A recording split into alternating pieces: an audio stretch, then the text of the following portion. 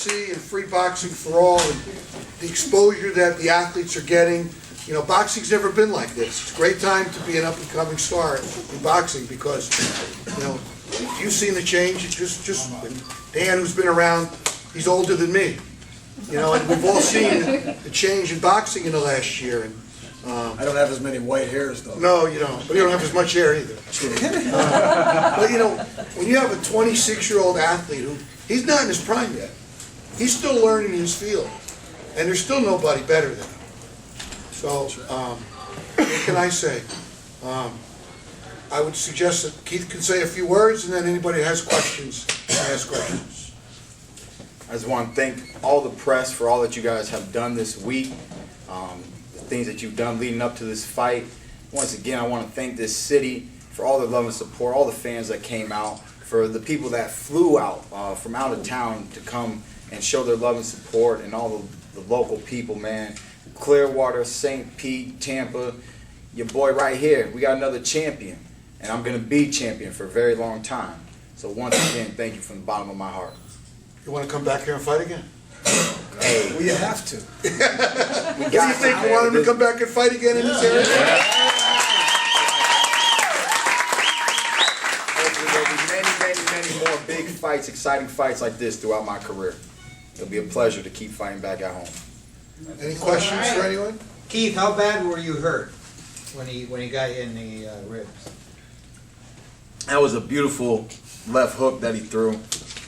I call it a mix shot. It's a slight left hook, slight uppercut from the southpaw position. I was extended, and my elbow wasn't able to come back in time to block the shot. So I was reaching out, and it really got right underneath there, right in the perfect spot.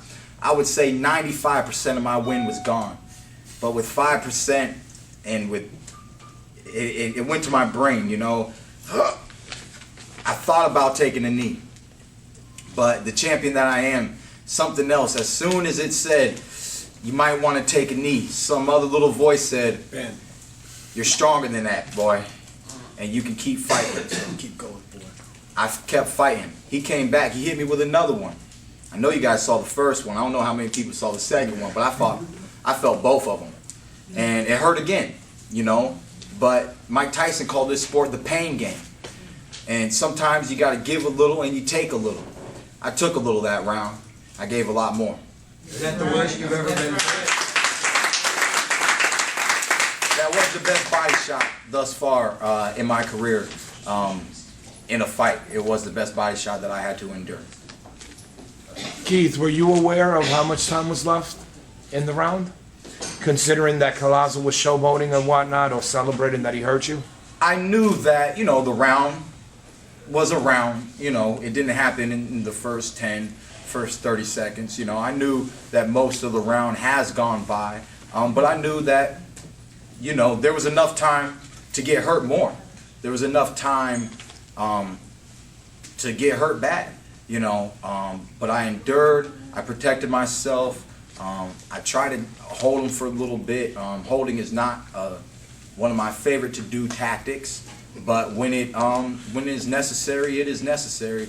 And we survived that round, we recovered, we used a portion of the next round to fully recover, we boxed smart, and we got the TKO victory. Gentleman over there.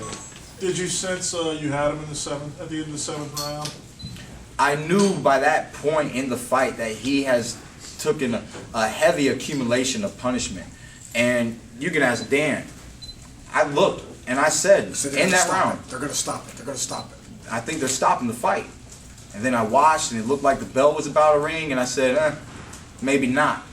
So I was prepared to give him more damage in the next round. But he was getting caught by the left hook. He was getting caught by more right hands. I was fully recovered, and the damage was just getting worse. And his team did stop the fight. Keith, you prepared for a war like this against Collazo, man. What are your thoughts of fighting Collazo in such an epic war in front of ESPN in the debut of ESPN on Premier Boxing Champions? I knew he was going to come and try to give me a war. I was surprised when he was on his feet, moving backwards for the first 2 rounds, but I think he wanted to let the young fighter be a bull. I took advantage of that. It was very easy to steal those opening rounds from him with his inactivity. You have to fight to win a fight. He didn't want to fight early on. He wanted to assess my speed, assess my movement, try to be tricky. Early on, he was lunging in with lead left hands. They weren't really that effective. And then, then he got more into his rhythm, the traditional Luis Collazo that we're used to seeing, the move forward fighter that he is. And, I enjoy being in the pocket. Not 100%, but I did enjoy going through the diversity that I went through this fight. I'm happy to be the champion that I am, and I'm happy that the champion that Luis Collazo was, he tested the young fighter Keith Thurman, and that we were able to overcome and endure. Thank you, champ. Keith, were you impressed by your performance? If not, what things do you think you need to improve on? My coach really wanted me to throw a little bit of a faster jab, a harder jab, a stiffer jab. I do believe I could have done those things. But Luis Collazo had a little bit of an awkward rhythm. He had an awkward poise to him. It comes from the experience that he had. He knew how to kind of come in with his head and almost use it as as a shield. I felt like my jab wasn't really putting him back, putting him in his place. There was a few times where he was flicking his jab and it wasn't that effective. And if I could pat it and come over top, that made my jab a little bit more effective. I think I could have kept my left hand a little higher and took advantage of that a little bit more in this fight, which I did not do, but there were other things that I did do well. There was a few rounds when I outboxed him very well. He was trying to hit me with right hooks, and I was moving, pivoting, using the ring very well, and I was happy with that performance. So, Let's go over here. You have a question? Yeah, Keith, John Gatling, RealCombatMedia.com. In assessing your performance tonight, you seem more technically proficient than you have been in recent past. How badly do you want the Mayweather fight, as improbable as it may be? And if you can't get Floyd, who do you want next? I want an opportunity to fight the best fighters in the world. This year was the first time I got any fighter ranked in the top 10 according to Ring Magazine, and I was happy with that. We had a great veteran who has made a lot of world champions look bad in the past, and he was able to make me look bad for a round, So, but we got back composed. We boxed very well. I keep telling you guys, I'm 26 years old, and I'm evolving. I'm learning in the sport, and I'm constantly growing. And we are happy to be doing what we're doing. At this level, you need to box. You need to be methodical. You have to think about how to break the fighter down. These are all pretty much champions, ex-world champions. And, they're in the ring for a reason. Well, what about Floyd or anybody that you might want next? Floyd is the top dog. He's the king of the division. I want a chance to fight the king. I guarantee you it will not be a boring fight. It's not going to be a Manny Pacquiao fight. It's not going to be a Marcos Maidana fight. You're going to see a young, talented young man going up against one of the best fighters we have today. Outside of that, I like Amir Khan. I like Sean Porter. I like Marcos Maidana. I like everybody you like, man. This is boxing. Plus, man, just cold hard truth. If there's one fighter, excluding Mayweather, that you really, really want to get at, who would it be? I mean, right now, we would like Amir Khan. He's finally started talking the name Keith Thurman. And when I hear those syllables come out of a fighter's mouth, that's what I like. I've said before that Amir Khan does not truly belong in the welterweight division. And if he wants to make a true statement, he should fight a real welterweight. Somebody like Keith Thurman, somebody like Sean Porter. His fellow European fighter, Kell Brook, fought Sean Porter, a great welterweight. So I would just like to see Amir Khan do the same. Is he still the most overrated welterweight? I believe so. Keith, obviously Mayweather works on his terms and generally his terms only, so if he mentioned your name, would you be ready for what would be a 2-month turnaround? If he wants to take advantage, he should fight me right now. But I would do it. I'm young. They used to fight each other every other week back in the day. I like my paychecks. I'll go ahead and take another paycheck. He's about to retire. I ain't retiring anytime soon. So, I'm ready, man. You know, I would love the experience. I enjoy the fight game. I have a O. I'm not afraid to let it go. If you can beat me, beat me. Plain and simple, beat me. No doubt. My mama used to beat me, she's back there. My daddy used to beat me, he's back there. So come on. This boy's not scared. You seen the headbutt I took. You seen the body shots I took. It is what it is, man. You're looking at a true champion. Anyone else? Okay.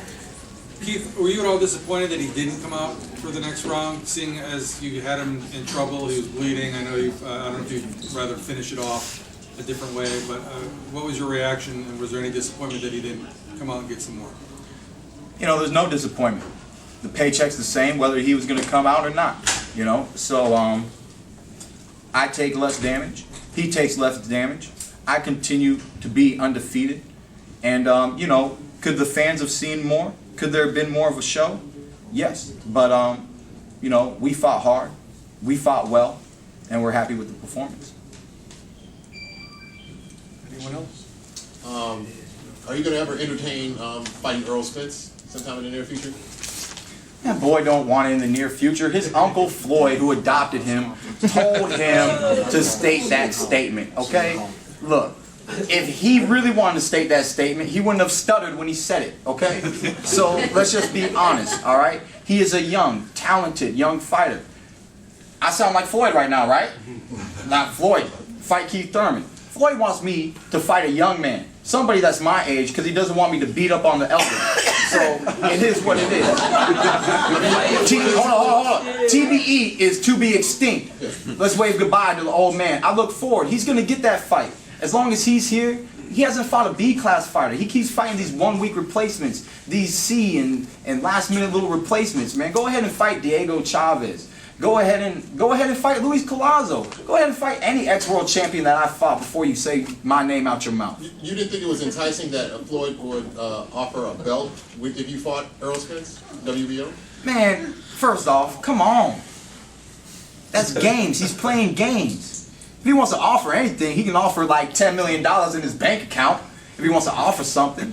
Floyd fights for the money. He wants to make a great fight happen. Throw up some dollar bills. You know what I'm saying? But at the end of the day, man, he needs to earn that shot. Have I not earned the respect in the welterweight division? Did I not climb up the ladder step by step, fighting whoever they put in front of me, fighting all these ex-world champions? How many ex-world champions has he fought? Never said no. How many ex-world champions has he fought? Last question, anyone? That's real tough. Last one more question? All right. I think you answered them all.